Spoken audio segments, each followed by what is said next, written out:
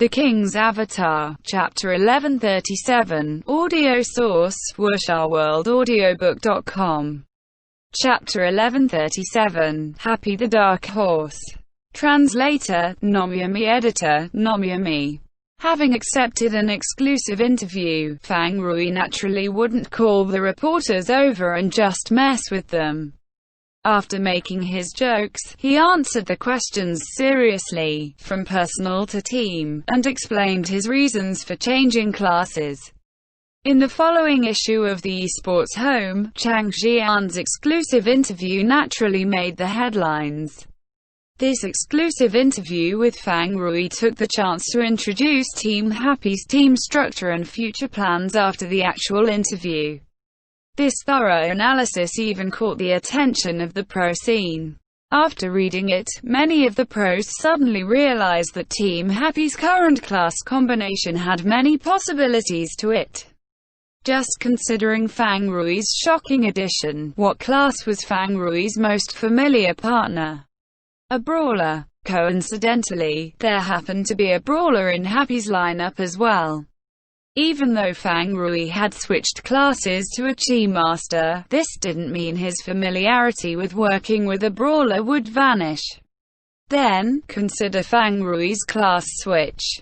The Chi Master had been Yishu's most reliable ally when he had built Excellent Era's dynasty. After that, the Chi Master had consistently been a core class in Excellent Era's lineup.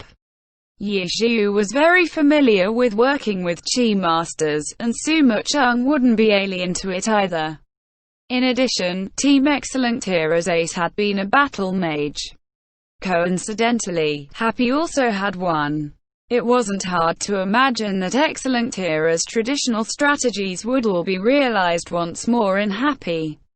After this analysis, everyone finally realized how agreeable Fang Rui's arrangement to transfer to Happy was, as well as how the arrival of a Chi Master would unite Happy. Now, Fang Rui and his Chi Master seemed like Happy's tactical core, connecting all the pro characters. But even if he achieved such an effect, he still wasn't the core of Happy. Who was the core? Even an idiot would know it was Yishu. And what class was Yishu? Unspecialized. There was very little high-end research done on this class, so no one was certain what role it played in the team competition. This was the foundation on which Happy was built, but it was also the most mysterious. Though Yishu and Lord Grimm had appeared quite early on, the people in the pro scene were simply curious. Who would have thought to start researching an unspecialized so soon? But now, Yishu really did return, bringing his unspecialized and a team that didn't seem weak at all. If there was anyone that still looked down on Happy before, then they had to change their minds after Fang Rui's transfer. Yishu, Sumo Chung, Fang Rui. This was a team with 3 all-star level players. If this wasn't worthy of careful consideration, then what kind of team was? Naturally, Happy's characters would be a little weaker, their facilities wouldn't be as well established, and their finances would also be a little tighter. However, no one dared underestimate them in a match. With 3 top players, no one would disregard them as a threat. Grassroots. A grassroots team with 3 all-star level players. No one could continue calling them such. Were they a dark horse? Would Happy be a dark horse in this season? Just like last season's Heavenly Swords? No. Not even Heavenly Swords was so dark. That was mostly blown out of proportion on purpose. The discussion that arose around them had garnered them more attention from the people. With more attention, there were also higher expectations.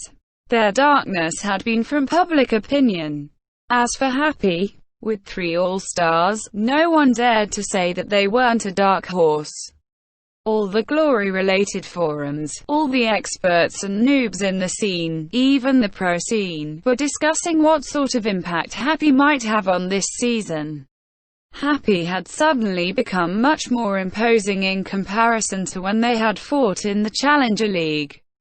All this came from Fang Rui's arrival, from Happy's daring in completing such a significant transfer. This was an attitude of the players and of the team. An all-star player held Happy in high regard and joined Happy. Happy dared to spend this money on an all-star character, an all-star player. Happy's goal was the championship title. There weren't many people laughing now. A team with 3 all-stars was a strong team in the eyes of normal players, a team that had a right to fight for the championships. Those who were rational were still considering Happy's flaws from different perspectives, but most people had gotten carried away by their excitement over Fang Rui's transfer. Happy, champions. There were people who really did dare yell this sort of slogan. Before now, even Seven Fields and the others, who had been loyal since they had met Yi Xiu in the 10th server, had been too embarrassed to face Happy's goal of winning the championships. But now, any random Glory player could methodically explain how powerful Happy was to you. With this transfer, Happy gained the spotlight once more. That was when the Glory Game Company and the Pro Alliance came knocking. They wanted to begin issuing Team Happy merchandise such as character models, Happy style accounts, etc. The rights to the creation and sale of these products were given to a third party upon joining the alliance, so they didn't have to worry about finding someone to work with. As for the profit, all teams would gain the same percentage of the revenue generated. There was little that the team actually had to do. They just had to provide their appearance and then do well in competitions, gain popularity and promote the sales of their merchandise. In the preliminary plans of the Alliance and the game company, someone as popular as Sumo Chung wouldn't be missing. Even last season, when she had gone to the Challenger League with the rest of Excellent Era, merchandise regarding her and her Dancing Rain was still popular. Now that Dancing Rain had come to Happy with Sumo Chung, the two coming together as a package was a good thing for the merchandise company. For example, the hottest merchandise were character models with Dancing Rain's equipment as a launcher and Sumo Chung's actual figure and appearance. In comparison, Chu Youngshu and Misty Rain were in an awkward situation. The player was a lady but the character was a guy, so they couldn't merge the two together. Thus, in the end, they could only sell Misty Rain's character model. As for the player model, those weren't as popular. Everyone preferred the epic appearance of the character model. No one had noticed this situation at first, but by the time they did, teams like Team Misty Rain were rather depressed. With the high status gained by being in the pro scene and the mutual benefits gained along with the game company, asking to get the character's sex and appearance changed wouldn't do anything to the balance of the game. WuxaWorldAudio.com. However, Misty Rain had been a guy for so long. Everyone was used to it already. If they suddenly changed his sex, then their fans probably wouldn't be able to accept that, so Misty Rain could only endure it. But this time, after acknowledging the strength of the twin sisters that Misty Rain had contracted, they decided that they would make sure to not make the same mistake and contacted the game company to change the sex of the two characters while they still had a little influence. Since this change wasn't a game changer, the normal players didn't mind the pro scene having this special benefit.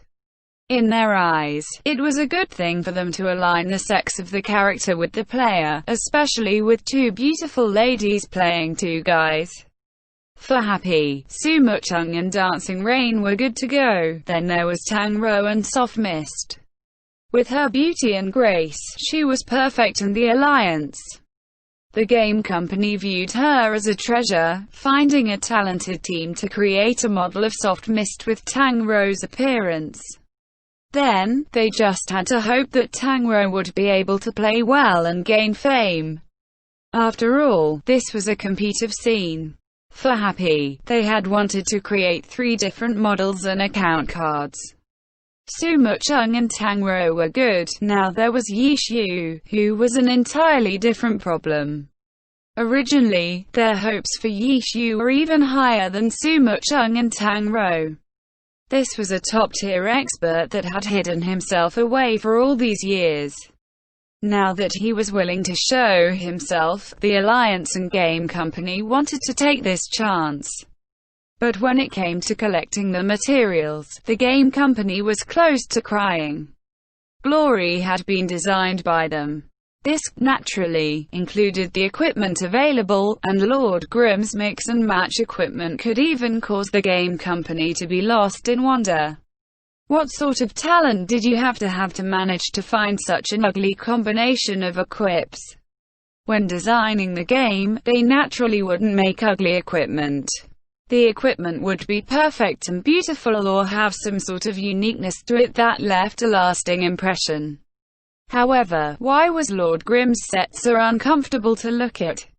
In that moment, the Game Company had a thought to cheat and modify Lord Grimm's equipment design and make this mix and match a better sight to look at.